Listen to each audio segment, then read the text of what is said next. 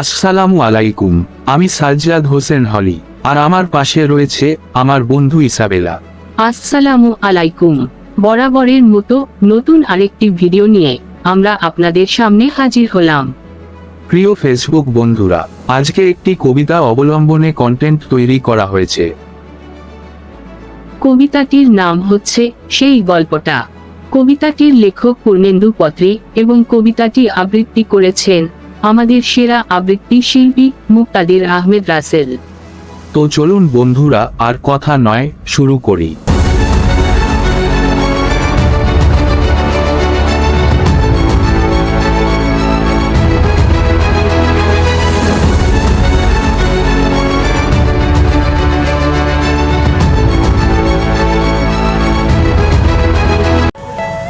আমার সেই গল্পটা এখনো শেষ হয়নি। শোনো, পাহাড়টা আগেই বলেছি ভালোবেসেছিল মেঘকে, আর মেঘ কিভাবে শুকনো খটখটে পাহাড়টাকে বানিয়ে তুলেছিল ২৬ বছরের ছোকরা, সে তো আগেই শুনেছ। সেদিন ছিল পাহাড়টার জন্মদিন। পাহাড় মেঘকে বললে, আজ তুমি লাল শাড়ি পরে আসবে। মেঘ পাহাড়কে বললে, আজ তোমাকে স্নান করিয়ে দেব চন্দন জলে।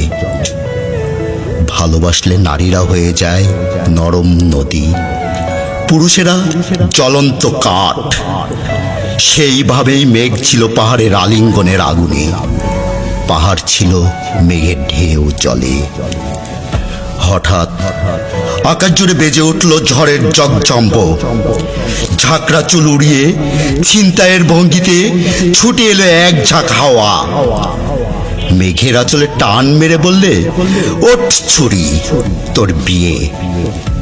এখনো শেষ হয়নি গল্পটা। বজ্রের সঙ্গে মেঘের বিয়েটা হয়ে গেল ঠিকই, কিন্তু পাহাড়কে সে কোনোদিনই ভুলতে পারল না। বিশ্বাস না হয়তো চিরে দেখতে পারো পাহাড়টার হাড় পাঁজর, ভিতরে থই থই করছে শত ঝর্ণার জল। ফেসবুক বন্ধুরা, কবিতাটি কেমন লাগলো সেটা অবশ্যই কমেন্টে জানাবে। সেই সাথে ভিডিওটি লাইক এবং শেয়ার করবে। আমি সাজ্জাদ হোসেন হলি। নতুন ভিডিও দেখার জন্য আমন্ত্রণ জানিয়ে এখানেই বিদায় নিচ্ছি। আল্লাহ হাফেজ। আমি ইসাবেলা, তোমাদের সকলকে শুভেচ্ছা জানিয়ে এখানেই শেষ করছি। আল্লাহ হাফেজ।